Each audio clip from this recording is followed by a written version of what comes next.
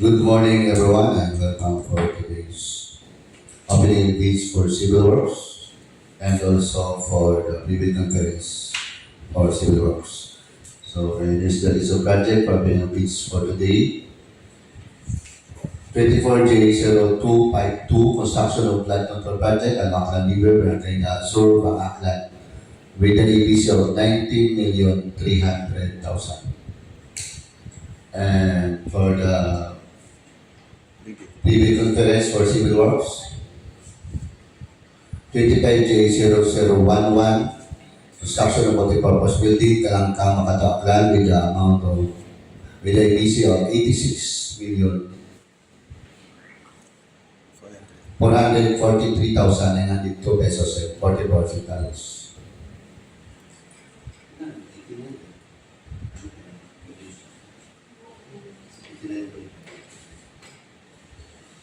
For the next project, 25J0088, completion of multi-purpose building para kay Kinalangay, Viejo, Aklan, with the EPC of 2,970,000.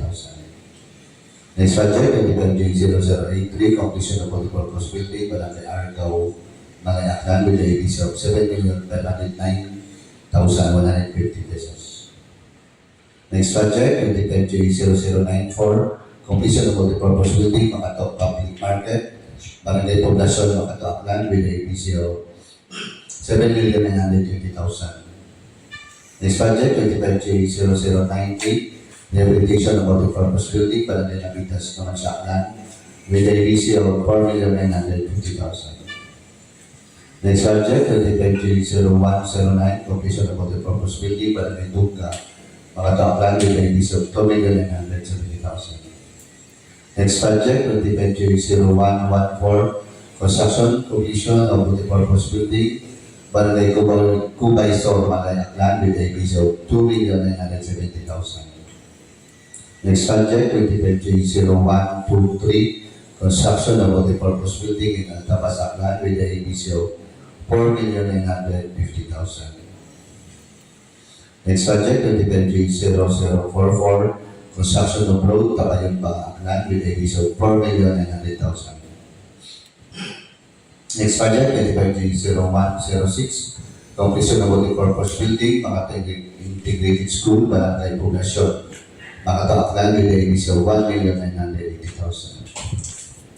So, Mr. Liso project for private conference for today. Today is February 26, 2025. And also, please inform that we are being live today by YouTube channel, TV Aklan DEO Procurement. In addition, some of the project are funding sources under J2025.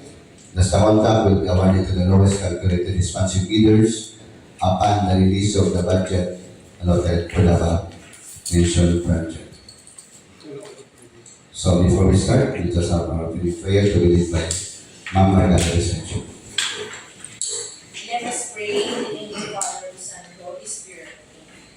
Lord, thank you for this wonderful time as we gather in your name, as we conduct our private conference and meeting process. Guide us, Lord, and help us to be able to understand and follow the Government Procurement Reform Act to achieve the objectives of this undertaking.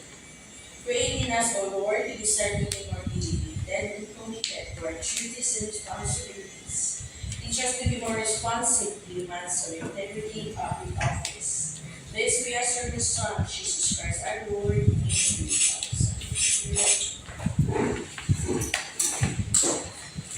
Thank you, Ma'am Marla. And for the recognition of God, may I call Mr. Ray Viejo. Okay, thank you, Sir Lahat. Once again, good morning.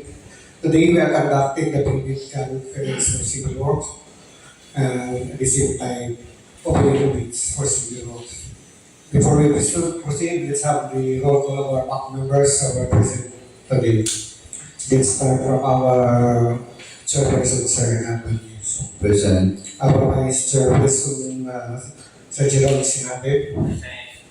Auditor, regular members are present today because Sir Joey has an emergency meeting. So let's call it Ma'am Evelyn Dalvega and Ma'am Marla de Reception. Also with us is our provisional members, Sir John Lito, Alcedo. So out of 6, 5 were present. So now I declare that there is a quorum and a private conference, and at the same time, the Queen can now proceed. Thank you, and once again, good morning. Thank you, Mr. Raymond. So, since there's a quorum, we may now move first in the private conference for civil works. May I request the plan design section personnel for the detailed description of the project. Good morning. So, contract ID 25GA0011, construction of multi-purpose building, Calangcang, Makato, Aklan. ABC, 86,443,902 pesos and 44 centavos. Project duration, 300 calendar days. Construction of multi-purpose facility, construction and continuation of Aklan Sports Complex, Calangcang, Makato, Aklan. Construction of main grandstand, additional left and right wing bleachers, complete with roofing, finishes, doors and windows, electrical, sanitary, and plumbing.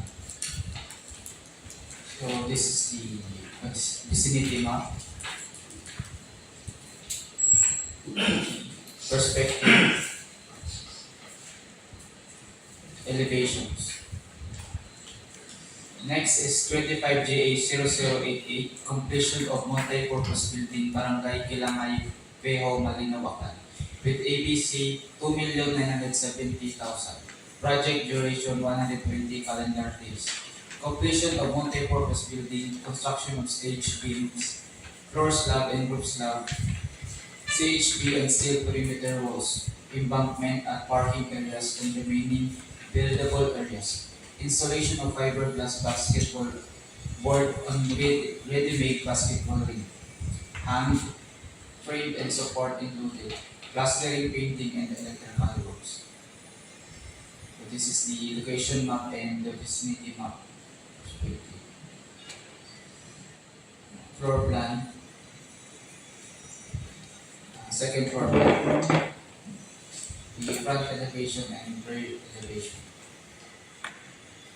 The right and left elevations. 25GA0089, completion of multi-purpose building, Barangay Argao, Malay, Aklan, with the ABC amount of 7,509,150 pesos. Project duration, 180 calendar days. Construction of multi-purpose building, construction of 4 units of complete bleachers with 3 tiers, railings and roofing, construction of 2 units of roof cladding in the front and rear side, with 2 units of aluminum louvers in the left and side of roofing. It also includes end flashing, fascia, and gutter for the existing roofing. It also includes the extension of the existing stage with the addition of lights.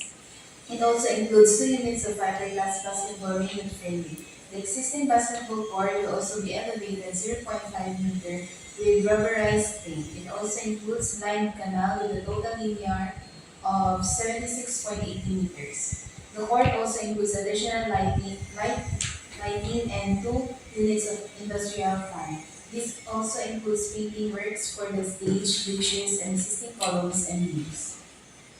Showing the location map and summary of quantities. The floor plans, the elevations, 25GA0094, completion of multi-purpose building, Makato Public Market, Barangay, Poblacion, Makato, Aklan, with the ABC amount of 7,920,000. Project duration, 204 calendar days.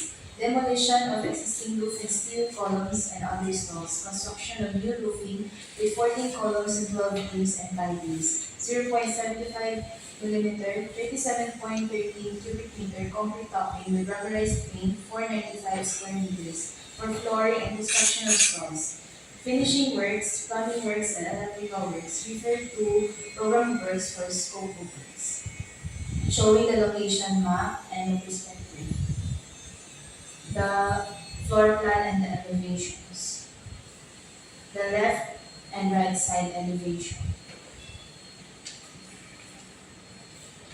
Next is 25GA0098, rehabilitation of multi-purpose building, Barangay Navitas, Numancia, Aklan, with ABC 4,950,000. Project duration 136 calendar days.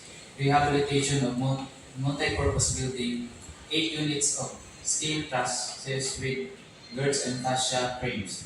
All are GI pipes. As Schedule 14 fully welded.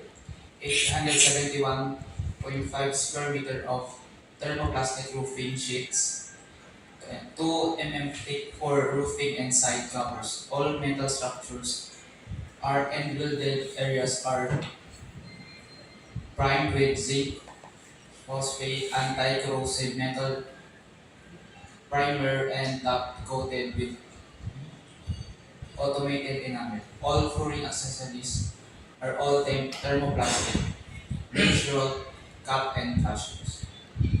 So showing the perspective, vicinity map and the location map.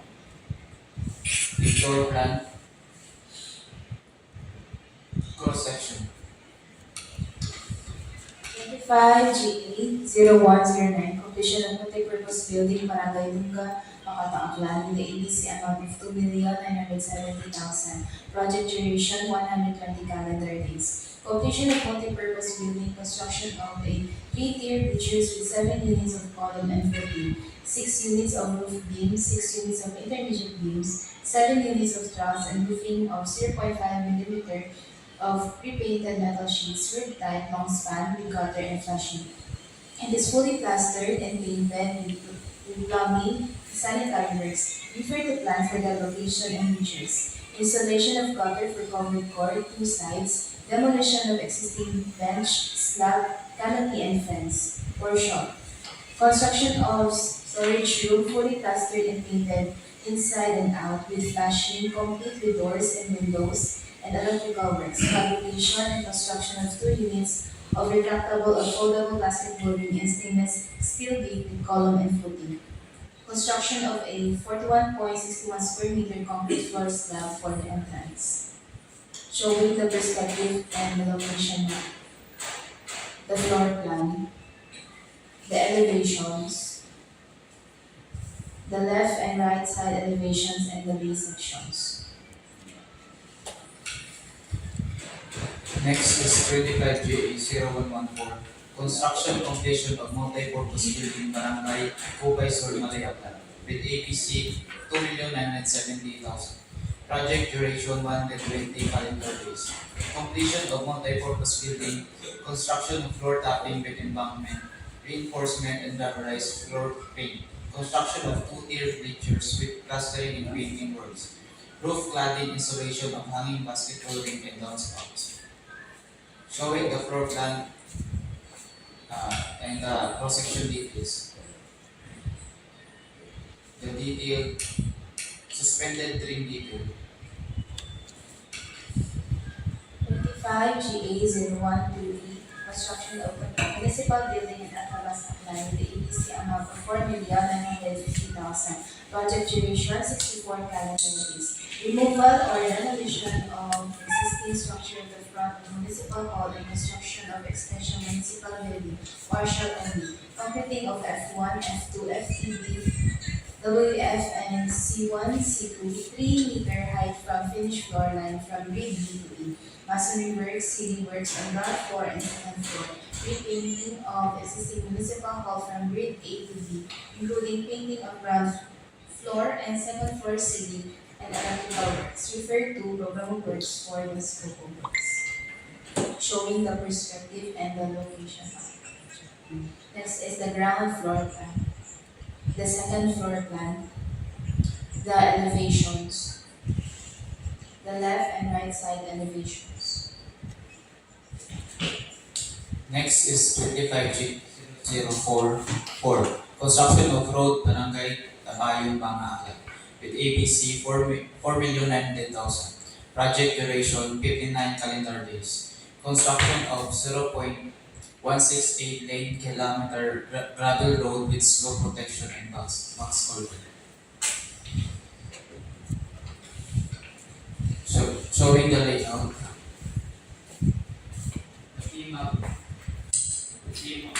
Key map and location map. Detailed plan ito, PCCP. typical road section. 25 GA0106, completion of multipurpose building, Makato Integrated School, Barangay Poblacion, Makato, Aklan, with the EDC amount of 1,980,000. Budget duration 90 calendar days. Construction of stage with 10 beams and CHP walls. Construction of concrete slab flooring 0.6 meter. Height from natural grade line, PWD ramp, finishing works. Refer to program of works for scope of works. Showing the location map and the site location.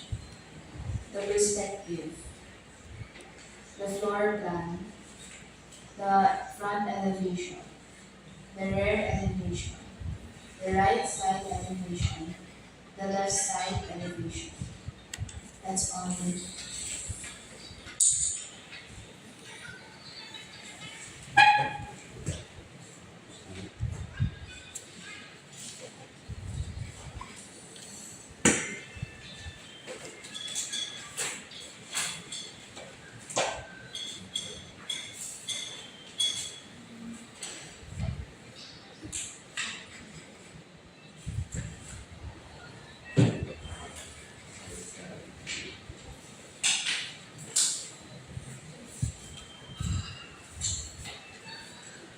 Hello. So, is there any comment or question regarding the detailed description of the project?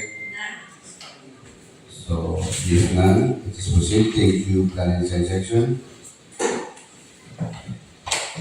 So, as stated in our invitation to bid, prospective bidders should be one, registered bid and classified by the Philippine Contractors Accreditation Board or PICA with PICA license.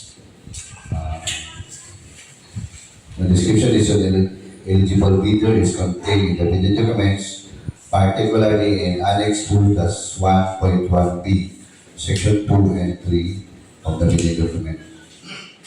Contractors who also wish to participate in this bidding are encouraged to enroll in the DPW Civil Works Application or the CWA at the DPW Procurement Service, fifth floor, DPW Building, Bonifacio Drive, Portola, Manila.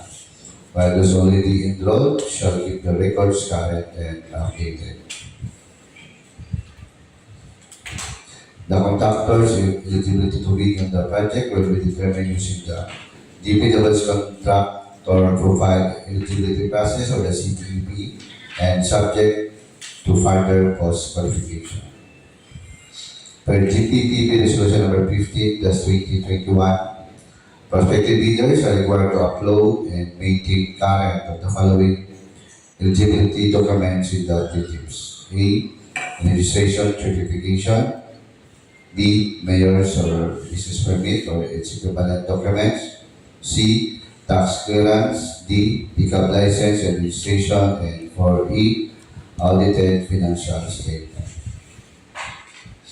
Any expired documents among the presented eligibility documents shall render the Philippines Federal Registration Certificate as automatically suspended and its validity shall resume only once the said expired documents is already updated with the Philippines.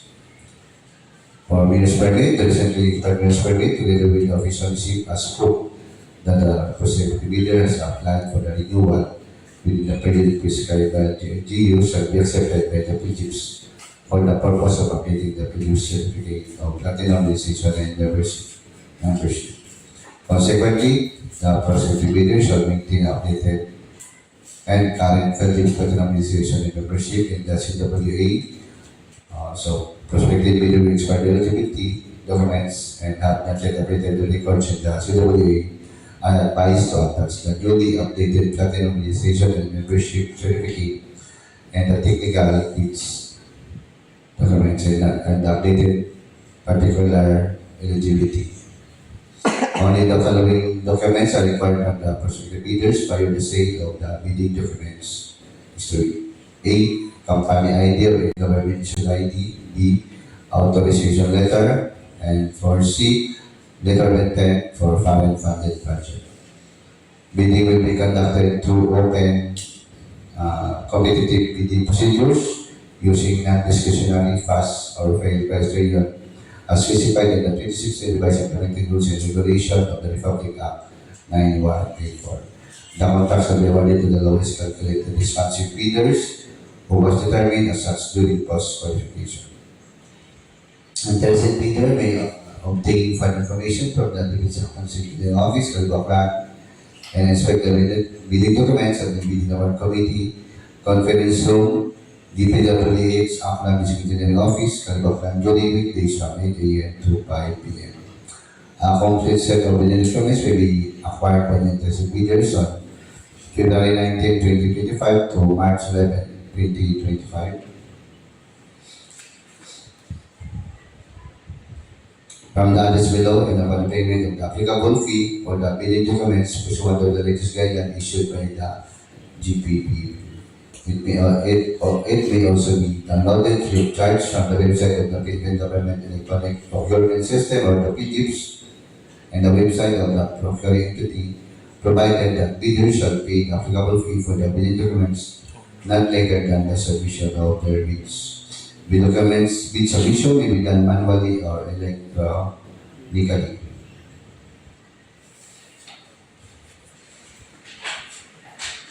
Bids as usually received by the Bid Award Committee Secretariat at the list below for the manual submission on or at electronic bids_Aklan at dpws.gov.ph for electronic submission on or before March 11, 2025 at 10 a.m.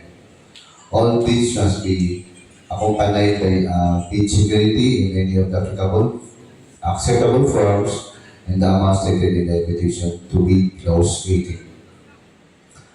Bid openings will be on March 11, 2025, immediately after the deadline of the submission of bids at bidding our committee conference of the Engineering Office, Calangcang. Bids will be open in the presence of the bidder's representative who choose to attend at the address below. Late bids shall not be accepted. The DPWH Aklan District Engineering Office, Calangcang, reserve the rights to reject any and all bids declare the failure of bidding or not award the contract at the time prior to contract award in accordance with the Section 41 of the Republic Act 9184 in its implementing rules and regulation, without thereby incurring any liability to the affected bidder or bidders. So, is there any concern or question regarding this bidding conference for civil works? Today's February 2025. So, if none, bidding conference for civil works for today is hereby adjourned. We now move in the opening of bids for civil works. So, may I request the Bank Secretariat to please open the box. And some announcement from Mr. Viejo.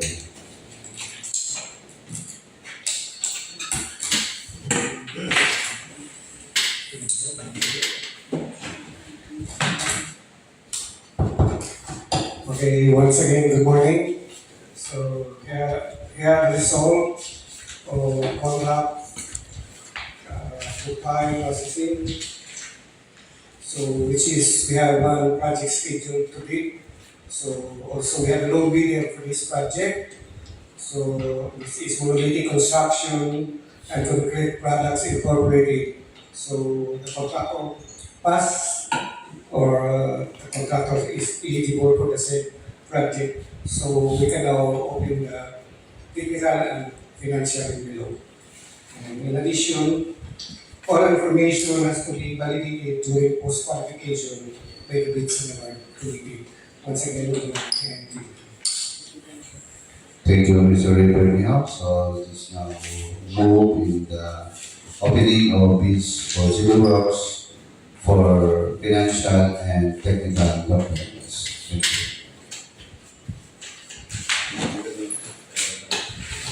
Thank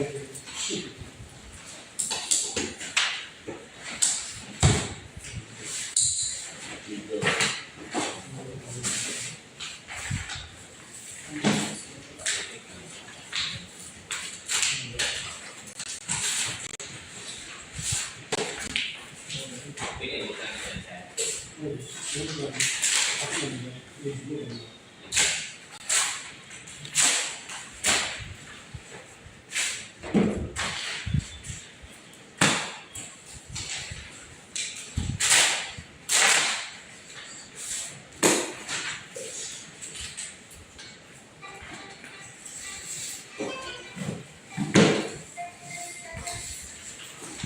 Yes.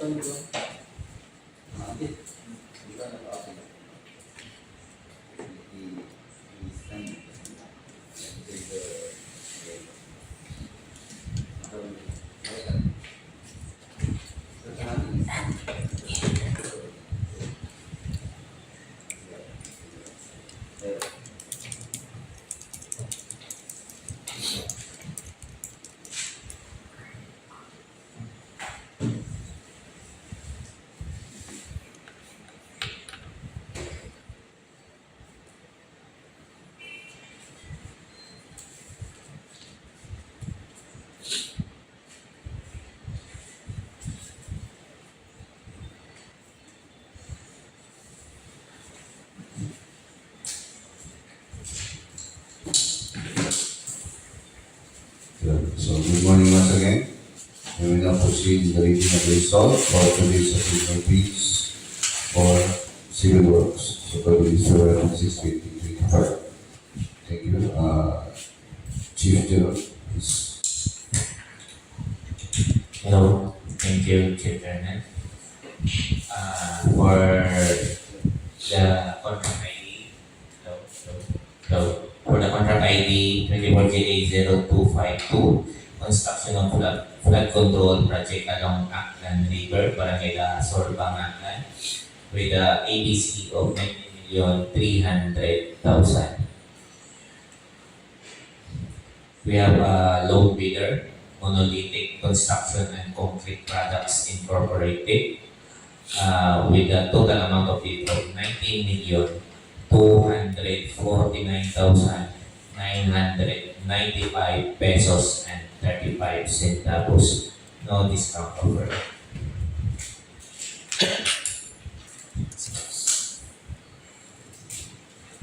So here's the result of opening for bids for 25J0252.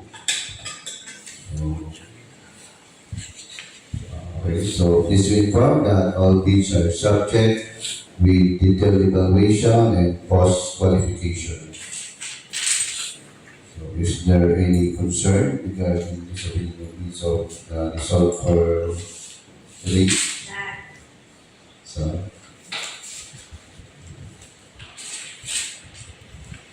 if none, our opening bids for today, 36 is served by action. Thank you, everyone.